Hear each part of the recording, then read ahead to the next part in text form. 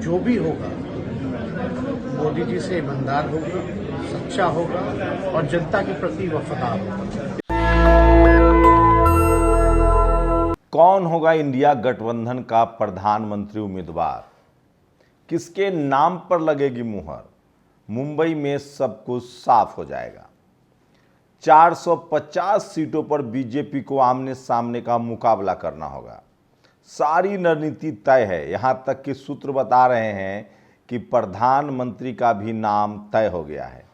इस वीडियो को अंत तक देखिए। मैं बताऊंगा कि कौन होगा प्रधानमंत्री का उम्मीदवार और क्या होना चाहिए और क्या है इंडिया गठबंधन की रणनीति 2024 के लिए, और क्या ये मोदी को हरा पाएंगे, और मायावती के गठबंधन में न शामिल होने पर कितना बड़ा झटका लगा है।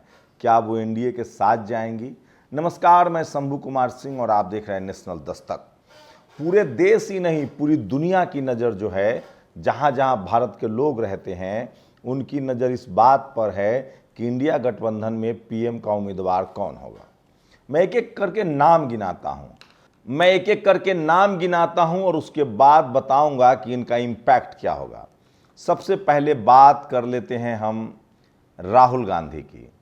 आप बताइए, राहुल गांधी कांग्रेस के पास कौन सा वोट बैंक है? क्या उनको सवर्ण वोट करता है? उनके जो एक नेता है राजपूत, जिन्होंने मायावती को लेकर कहा है, उस पर भी आऊँगा। क्या इस देश का सवर्ण वोटर जो है वो आज के डेट में बीजेपी को वोट करता है? वो समय गया। 2014 से पहले सवर्ण वोटर थोड़ा बहुत ज़रूर भी कांग्रेस को वोट करते थे, लेकिन अब वोट नहीं करते हैं। फिर राहुल गांधी के पीएम होने का सवाल कैसे है? वो किन का वोट लेकर आएंगे? रही बात प्रियंका गांधी की, वो किन का वोट लेकर आएंगे? दूसरी बात है ममता बनर्जी, पश्चिम बंगाल की मुख्यमंत्री हैं। क्या ममता बनर्जी को सवर्ण समाज, उनका ही समाज वोट करता है?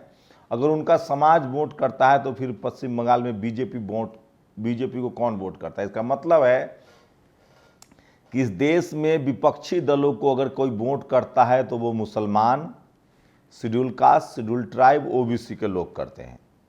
तीसरा नंबर है अरविंद केजरीवाल का। सवाल है कि उनकी कम्युनिटी के लोग कितना वोट करते हैं और उनको प्रधानमंत्री कैंडिडेट घोषित करने से क्या फ़ायदा होगा। क्या बनिया समाज का वोट, वैश्य समाज का वोट केजरीवाल अपने पाले में ला पाएंगे? मेरी मानिए तो इस देश के 85% लोग ही उनको भी वोट करते हैं, जिसमें SC ST OBC के लोग ही शामिल हैं। अब मैं आता हूं रेस्ट लोगों पर। 3 जो बड़े सवर्ण नेता थे वो यही थे। अब आता हूं मैं इस देश के सबसे शानदार मुख्यमंत्री हेमंत सोरेन के नाम पर। हेमंत सोरेन क्यों नहीं हो सकते हैं प्रधानमंत्री?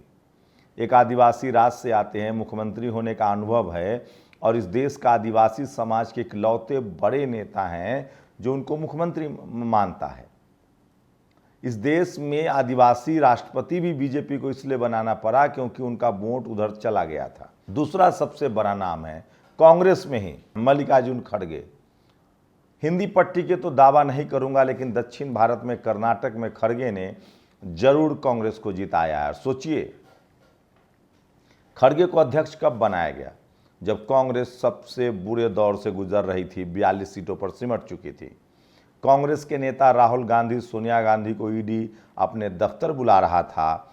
एक भी SC ST OBC के लोग कांग्रेस छोड़ के नहीं गए और उन्होंने बुरे वक्त में थामा और हिमाचल का चुनाव जीता। राजीव शुक्ला को वहाँ का प्रभारी था। उसके बाद खड़गे को नोटिस नहीं लिया जा रहा था। अध्यक्ष बनने के बाद भी जो सवर्ण नेता हैं कांग्रेस के, वो उनको तवज्जो नहीं दे रहे थे।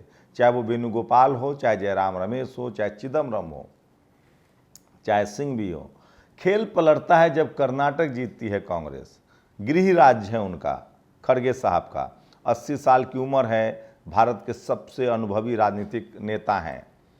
तो वो एक बड़े चेहरे हो सकते हैं जिनके नाम पर SC ST OBC की भी सहमति है। उसके बाद नाम आता है अखिलेश यादव का।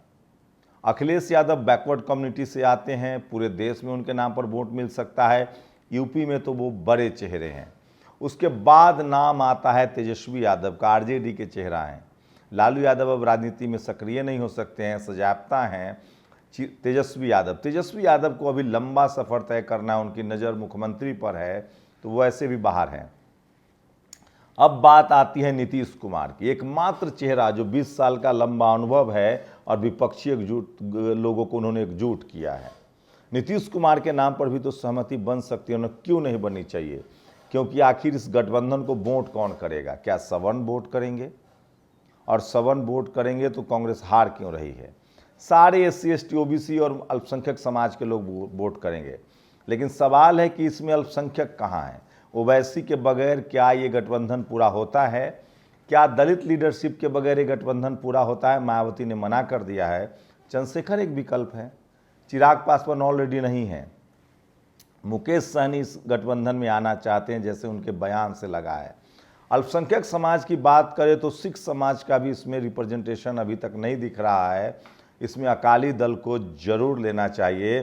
किसान के तौर पे जयंत चौधरी जरूर है, किसान कम्युनिटी के तौर पे, जहाँ कई बार OBC में भी जाट समाज के लोग आते हैं और कई बार जनरल में भी आते हैं। जाट समाज के लोग भी कांग्रेस को वोट दे रहे हैं और वो तो बीजेपी से लड़ते हुए भी दिख रहे हैं। जयंत चौधरी भी प्रधानमंत्री के कैंडिडेट क्यों नहीं हो सकते हैं? ये तो तय है कि इंडिया गठबंधन में कोई सवर्ण समाज का प्रधानमंत्री कैंडिडेट नहीं होगा। पार्टी कोई हो, किसी दलित पिछड़े आदिवासी को ही आपको या अल्पसंख्यक को ही प्रधानमंत्री का कैंडिडेट बनाना पड़ेगा, तभी ये गठबंधन सफल है। नहीं तो फिर से मोदी OBC नाम पर क्लेम करेंगे और वो अपने आप को आगे ले जाएंगे। सादा अच्छा तो यही रहेगा कि 60% आबादी वाले OBC को इसमें रिप्रेजेंटेशन देना चाहिए, कैंडिडेट बनाना चाहिए।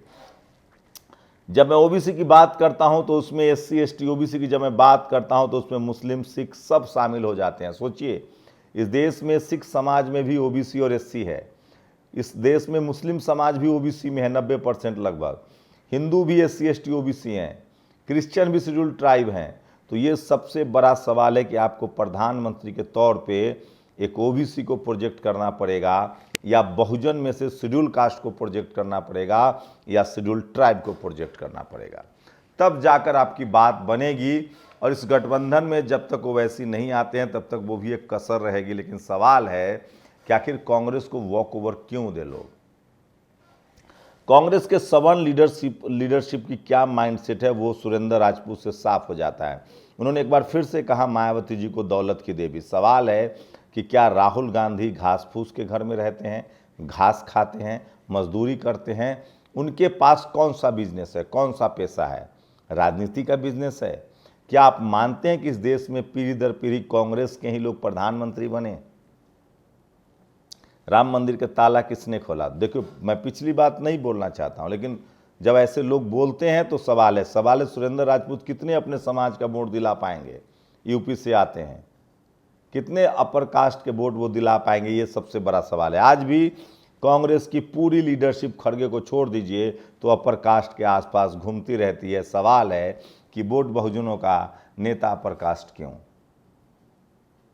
तो ये सबसे बड़ा सवाल है। तेजस्वी यादव का ये बयान सुने, उन्होंने कहा है कि हम जो भी प्रधानमंत्री होगा वो मोदी जी से अच्छा, ईमानदार और बेहतर इंसान होगा। मैं इस बात से सहमत हूं। बीजेपी ने सवर्णों के तुष्टीकरण में सब कुछ गंवा दिया है। लगातार SC ST OBC को नौकरियां नहीं मिल रही है। जो तमाम media, judiciary, college, university, bureaucracy में बैठे हुए सवर्ण समाज के लोग हैं, वो भेदभाव कर रहे हैं। न्याय नहीं मिल रहा है लोगों को। हाई कोर्ट, सुप्रीम कोर्ट में कोलेजियम सिस्टम खत्म नहीं हो रहा है। सवाल है कि इकोनॉमिक वीकर सेक्शन भी मोदी जी ने दिया, उसको तो लागू कर दिया गया, लेकिन लॉ कॉलेजेस में, BHU में हॉस्टल नहीं है, तमाम इंस्टीट्यूशन में रिजर्वेशन नहीं। आखिर मोदी जी को जनता ने चुना क्यों था? उन्होंने OBC खुद को प्रोजेक्ट किया था। कपिल सिब्बल के पाप को उन्होंने ख़त्म नहीं किया। चिदम्बरम के ग्रीन हंट को उन्होंने ख़त्म नहीं किया। ये सवाल है ना, मोदी जी आए क्यों थे? कांग्रेस के पाप को ख़त्म करने के लिए। क्यों नहीं किया ख़त्म? SC ST OBC के अधिकारों के प्रति वो कितने सजग हैं?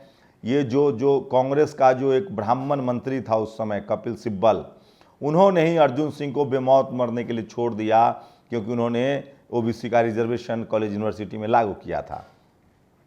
रहा सा कसर चिदम्बरम ने शुरू किया ग्रीन हंट चलाकर। सवाल है कि जो कांग्रेस के पाप थे उसको बीजेपी ने खत्म क्यों नहीं किया? कहाँ चिदम्बरम को सजा हुई? थोड़ा दिन के लिए जेल में गए, फिर जमानत पर हैं। कहाँ नीट खत्म कर दिया गया? कहाँ यूपीएससी के एग्जाम के पैटर्न को बदले गए। तो मोदी जी भी वही करने लगे जो कांग्रेस ने किया था और उसके 60 साल के पाप को वो आगे बढ़ा रहे हैं, चाहे प्राइवेटाइजेशन हो चाहे निजीकरण हो। सवाल है कि इंडिया गठबंधन में जो सहमति बनेगी, क्या वो बोलेंगे, इस बात पर सहमति बनेगी कि निजीकरण खत्म हो, राष्ट्रीयकरण हो। खड़गे के सूत्रों से बता रहे हैं कि उनका एजेंडा तो है कि 2024 के चुनाव में वो जनता के बीच कहेंगे कि हम बैंकों का फिर से राष्ट्रीयकरण करेंगे जिनको प्राइवेट सेक्टर में दे दिया गया है, उन तमाम कंपनियों का, सरकारी कंपनियों का जिनका राष्ट्रीयकरण करेंगे जिनको प्राइवेट सेक्टर में दे दिया गया है, उन तमाम एयरपोर्ट को फिर से सरकारी करेंगे जिनको प्राइवेट लोगों को हाथ में दे दिया गया है। सवाल है कि बैकलॉग कौन भरेगा, एससी एसटी ओबीसी का रिजर्वेशन का क्या होगा, जमीनों का बंटवारा होगा। ये वो तमाम मुद्दे हैं जो वही कर सकता है जो बहुजन आंदोलन से निकला हो।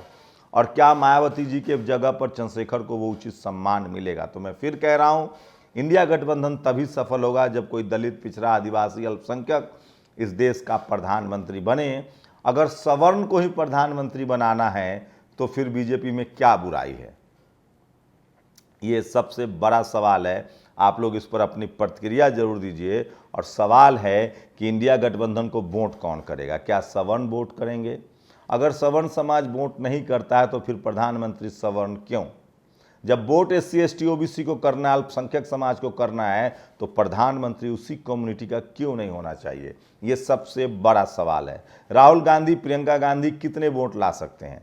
कौन है उनका जनाधार? खड़गे का तो फिर भी समझ में आता है, नीतीश कुमार का जनाधार है, ओवैसी का जनाधार है, मायावती जी का जनाधार है, हेमंत सोरेन का जनाधार है।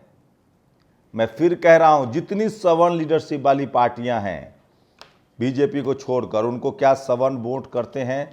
तो सवाल है कि एससी एसटी ओबीसी का वोट और राज कोई ममता बनर्जी, कोई अरविंद केजरीवाल कैसे करेगा? धीरे धीरे ये सामाजिक समझ लोगों में हो रही है। मैं फिर कह रहा हूं, अगर इंडिया गठबंधन में कोई एससी एसटी ओबीसी अल्पसंख्यक समाज का मुख्यमंत्री या प्रधानमंत्री नहीं होता है तो फिर इस गठबंधन के कोई मायने नहीं हैं। आप लोग की प्रतिक्रिया क्या है? अपनी प्रतिक्रिया जरूर दीजिए। मैं फिर कह रहा हूं, इस देश में आज़ादी के 75 साल बाद भी संविधान की वजह से उन तमाम लोग, media, judiciary, college, university, bureaucracy, business, सब जगह कब्जा जमा कर बैठे हैं। सवाल है कि इस देश का अल्पसंख्यक, एससी एसटी ओबीसी और किसान जातियों को उनका अधिकार कब मिलेगा? ये सबसे बड़ा सवाल है। और 2024 का चुनाव आसान नहीं है। जो भी एससी एसटी ओबीसी और बहुसंख्यक समाज के अधिकारों के प्रति सजग होगा, उनका अधिकार देगा, तभी इनको वोट दीजिए। ये जरूर है कि बीजेपी में प्रधानमंत्री ने ओबीसी को खुद को क्लेम किया, 27 ओबीसी मिनिस्टर्स बनाए, लेकिन सवाल है कि वो आरएसएस के चुंगल से नहीं निकल पाए और सवर्णों का तुष्टीकरण नहीं रुक पाया। सवाल है कि अगर यही परिपाटी इंडिया में आगे बढ़ाना है तो फिर क्या फायदा? इसलिए मैं कह रहा हूं, बहुजन समाज के लोगों को, एससी एसटी ओबीसी किसानों को सचेत रहना पड़ेगा।